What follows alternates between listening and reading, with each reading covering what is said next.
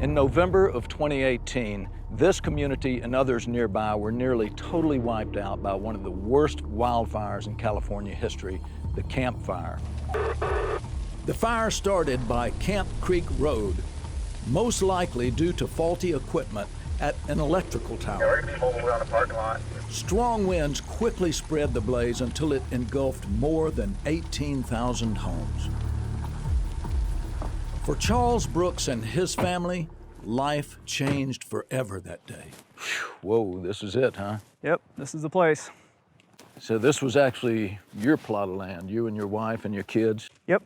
Yeah, you're walking right past where our house was, and then this was kind of our back lawn and play area for the family, trampoline and a little stand-up swimming pool in the summertime. Were you actually here when the fire was going, or had you escaped? No, we were getting out of the house. It started early in the morning. I have a routine a couple days of the week of hiking in a canyon nearby.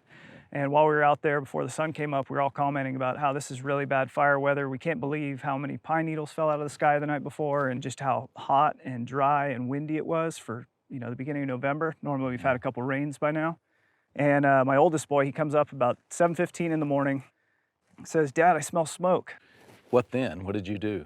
And I went over to my neighbor's house and said, "Hey, I think we need to start thinking about getting out of here." Yeah. We talked for just a minute, and I turned around to leave his house, and that's when I heard it. It was like this low rumble that sounds like thunder off in the distance. It doesn't end. And everything in my body said, there's something wrong. And like my hair stood up, and then that's when a burning stick fell out of the sky and landed in front of my foot. And I was like, we're out of here. Charles, his wife, and 2 children made it out safely, but the toll on Paradise was devastating. At least 85 people died and thousands became homeless. California towns like Paradise aren't alone. The entire state is confronting a new reality. Climate change is creating warmer, drier conditions. That increases the frequency and the intensity of wildfires. Preventing tragedies like the Camp Fire is on everyone's mind here. There's no single solution, but many strategies, each with their pluses and minuses. One tactic is to create a fuel break.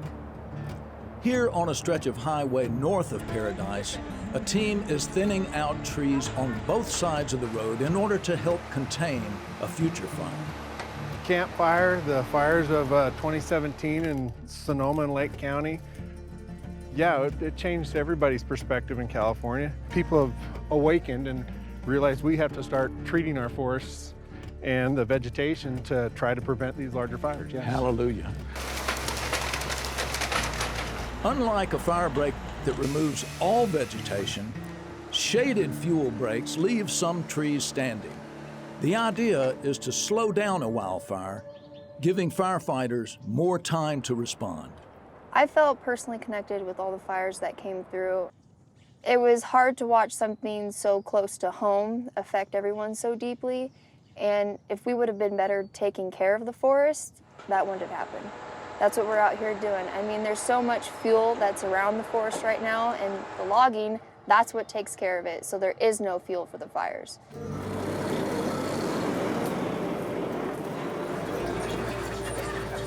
After the big logs are removed, the final step is grinding up the remaining twigs and branches.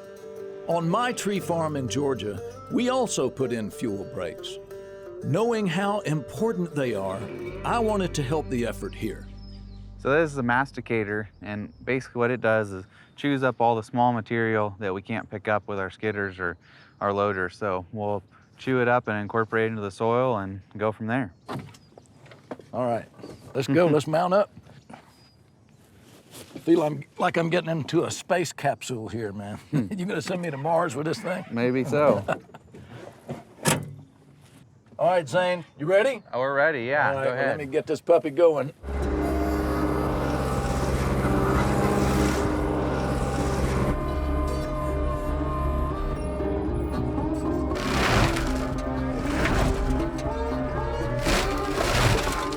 The masticator achieves 2 goals.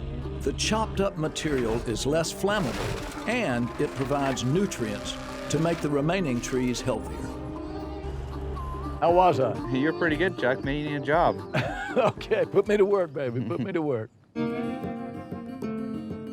No one expects that fuel breaks alone can solve the problem of catastrophic wildfires. So another tactic being used is fighting fire with fire.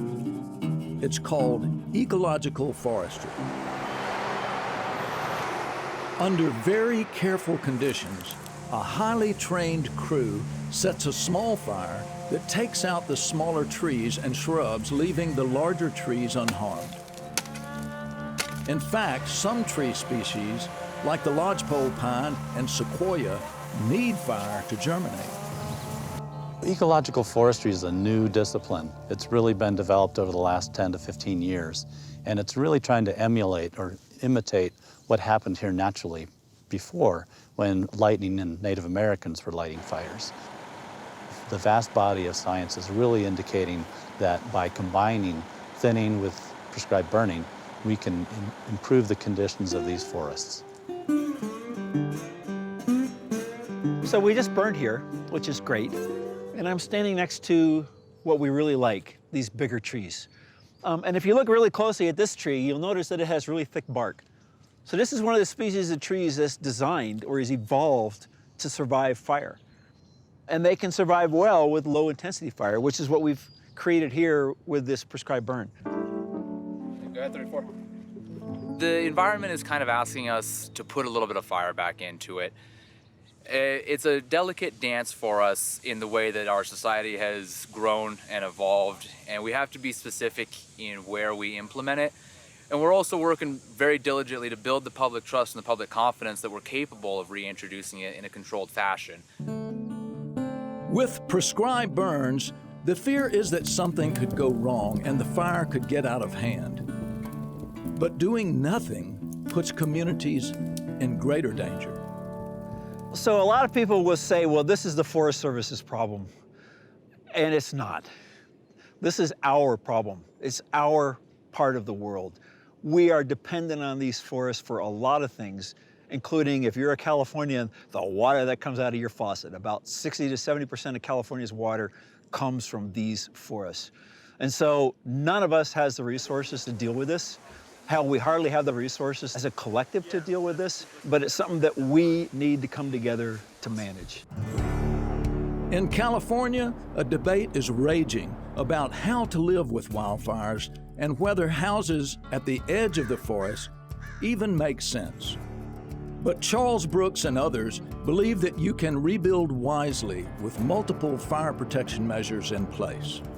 Well, you have been a proponent to rebuild this community.